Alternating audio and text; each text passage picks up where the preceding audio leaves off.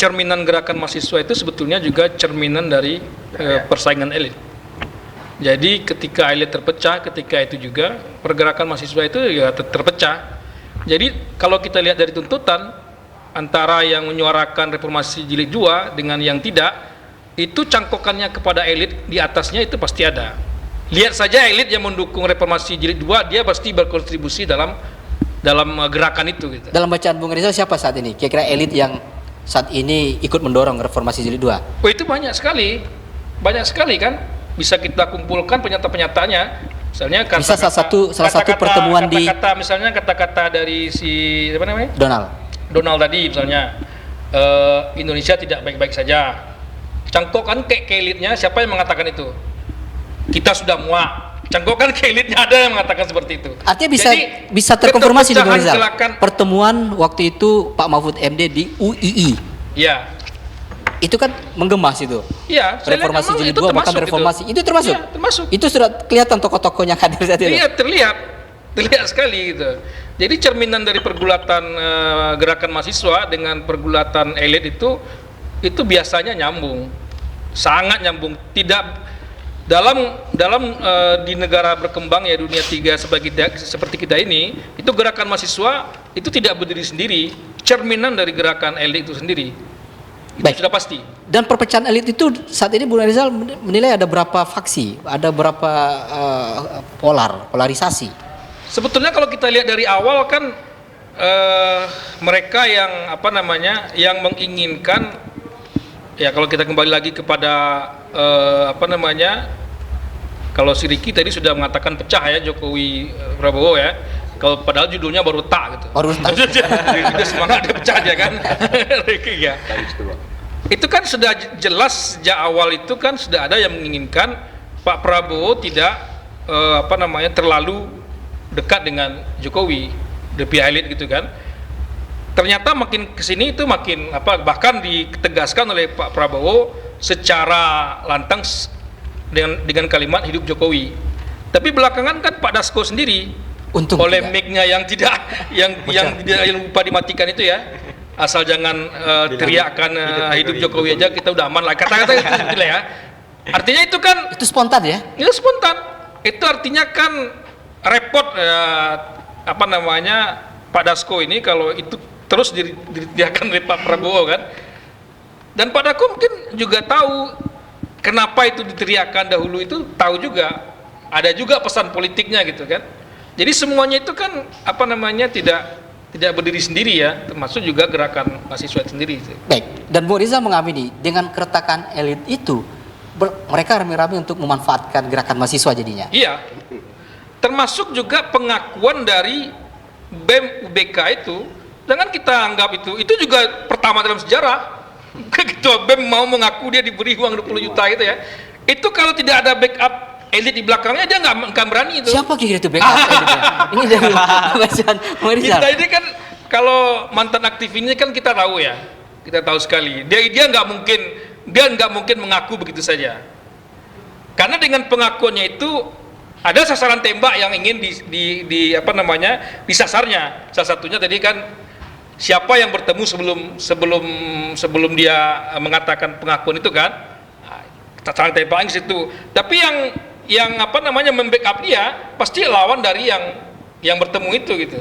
Itu seperti itu. Yakinlah nggak ada gerakan mahasiswa itu yang tidak cerminan dari pergulatan elit. Baik, oke. Bu Redo, bagaimana menanggapi soal tuntutan reformasi jilid 2 tadi menurut teman-teman mahasiswa? Boleh saling timpal saja nanti semua. Saya udah nyimak semua. Saya udah mengerucutkan beberapa poin. Saya melihat ketika ini mahasiswa diskursusnya itu di luar pemerintah, itu adalah dinamika. Itu adalah konsensus demokrasi. Itu adalah narasinya pertarungan ide. Tapi ketika pemerintah itu intriknya lebih ke perpecahan, itu kan persoalan makna secara linguistik aja, penuduhan secara linguistik yang dilakukan. Kita memang, saya juga pernah belajar itu, senior saya Ajo Pram bilang kita memang harus adil dalam sejak pikiran. Kita tidak boleh memilah yang namanya dosa. Kalau yang kita melakukan itu tidak dosa, ini adalah dinamika. Kalau orang lain melakukan, itu adalah perpecahan. Jadi kembali kepada fokusnya Pak Presiden Prabowo, itu bagaimana mengkonsolidasikan kekuatan besar. Karena lawan kita itu memang adalah besar. Siapa itu? Lawan besar kita itu adalah perpecahan ini. Yang memecah siapa? Saya tidak lagi berbicara tentang orang. Ini adalah bicara kesatuan. Ini adalah keseluruhan, bukan subjek, bukan tunjuk. Dan jadi, artinya menurut Bung Redo, tuntutan reformasi jilid 2 yang diyakini oleh tuntutan reformasi itu sah saja, terus bergulir. Tuntutan reformasi apapun itu sah saja, itu sebagai check and balance. Sampai hari ini kan masih bisa untuk membicarakan hal-hal yang seperti itu. Itu adalah hal yang penting untuk karena tidak seluruh pemimpin itu bisa memotret kinerja orang di bawahannya. Itu ada hal-hal yang sah-sah saja. Bisa saja check and balance di luar kepemerintahan itu sebagai check and balance untuk mengingatkan. Tidak bisa seorang pemimpin itu ya itu adalah konsekuensi dari demokrasi. Jadi saya memang agak keberatan terhadap narasi perpecahan. Ini adalah konsekuensi dalam demokrasi. Mau tidak mau konsekuensi dalam kalau pernah saya kutip apa yang dikatakan senior saya aja, memang demokrasi itu adalah konsensus, adalah pertarungan gagasan, pertarungan dialektika, pertarungan apapun itu. Basilang kayu di tetungkun aja, maku api kadang. Jadi, tapi kita harus adil dalam berpikir. Kita memang harus adil.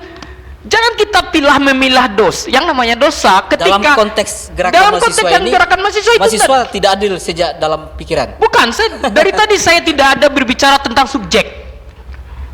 Boleh direkod dari awal saya tidak ada bicara tentang subjek. Terlepas supaya tidak absurd diskusi kita, supaya iya, tidak abstrak.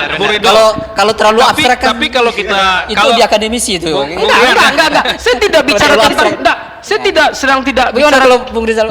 Nah, artinya kalau Bung Ridho tidak mengakui ada keretakan antara Pak Jokowi dan Pak Prabowo, dengan arti kata bahwa manuver yang dilakukan Pak Jokowi dan Gibran hari ini disuruh Pak Prabowo, saya kira itu juga absurd. Artinya itu juga mungkin juga gitu kan? Nggak mungkin juga gitu. Oh, itu kan memang sengaja disuruh Pak Prabowo. Saya kira itu juga absurd. Jadi berarti kita juga tidak adil dalam pikiran. Nah, itu memang manuver gitu. Manuver gitu kan? Itu nggak masalah. Kalau abang saya mengajak bahwasannya yang saya katakan pada hari ini, kalau memang konteksnya itu dalam konsensus demokrasi, ini bukan persoalan ideal atau tidak atau absurd, bang. Hari ini pemerintah sedang fokus dalam pembangunan, sedang fokus dalam program-program. Saya tidak sedang, memang ini adalah hal yang seksi dalam kacamata publik, dalam kacamata para konsultan, dalam kacamata para pengamat. Ini bukan dalam konteks seksi, tapi ini soal kepentingan bangsa kita ini. Iya, ini adalah kepentingan bangsa itu adalah memang hari ini adalah kerja menggolkan program ini memang harus selesai, kerja tuntas. Jadi hal-hal yang kalau dibilang saya absurd atau terlalu apa, saya mengajak memang ini adalah konsekuensi demokratis. Konsekuensi demokratis itu memang jangan orang lain. Setidaknya ini kan paling bisa ditafsir ketika pertemuan dengan tokoh-tokoh bangsa. Setidaknya waktu itu ada Profesor Mbak Wiwi Siti Zuhro salah satunya ya.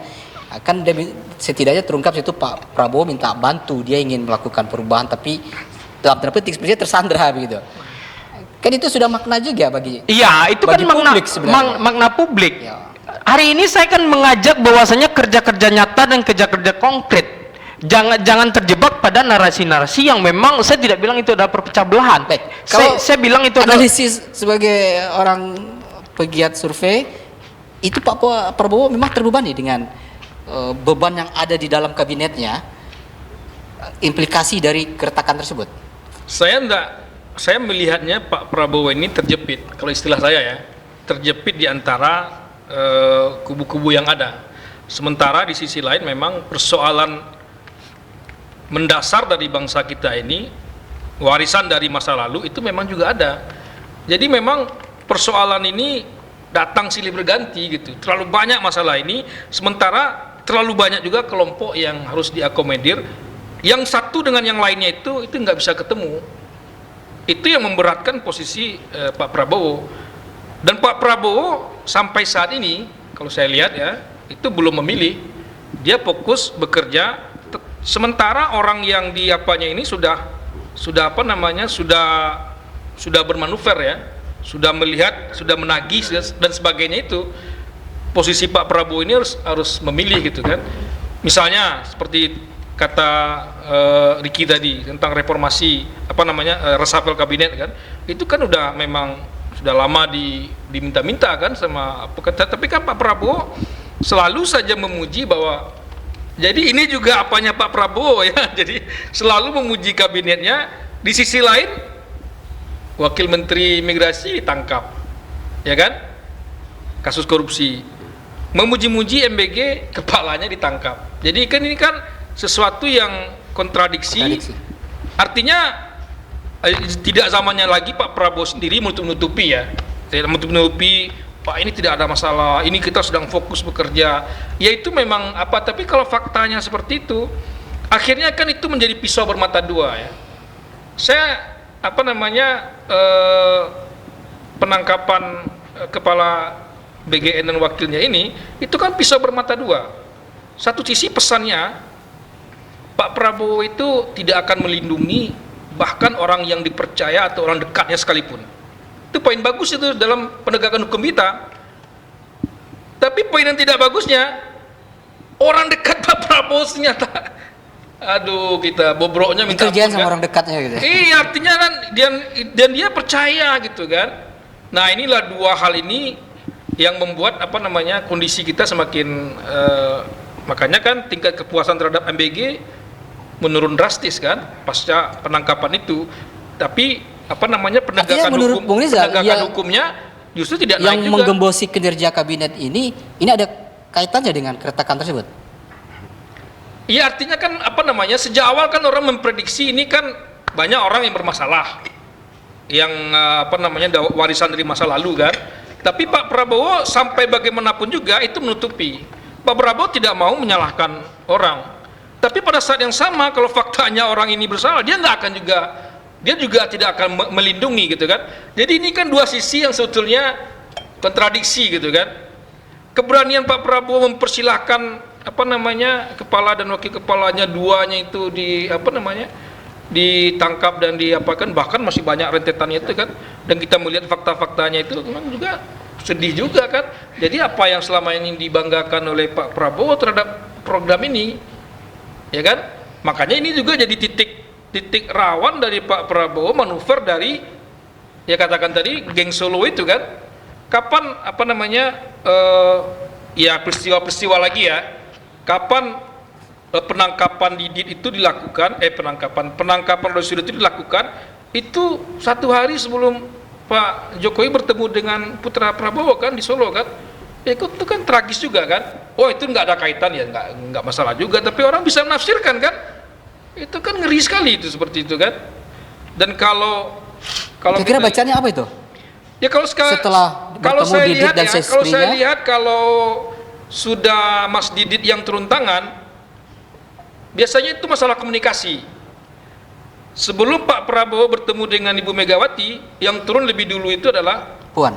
Enggak, Didit. Oh, Didit. Ya, satu rami kan ke rumah Pak Bu Megawati, setelah itu baru temu Pak Prabowo. Artinya di situ memang ada kebekuan komunikasi, iya, sehingga diutuslah putra beliau. Iya.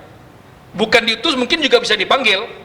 Tapi kalau saya lihat Mas Didit ini spesialisasi untuk tim advance ini ya, memecah apa namanya, komunikasi, kebuntuan yang ada.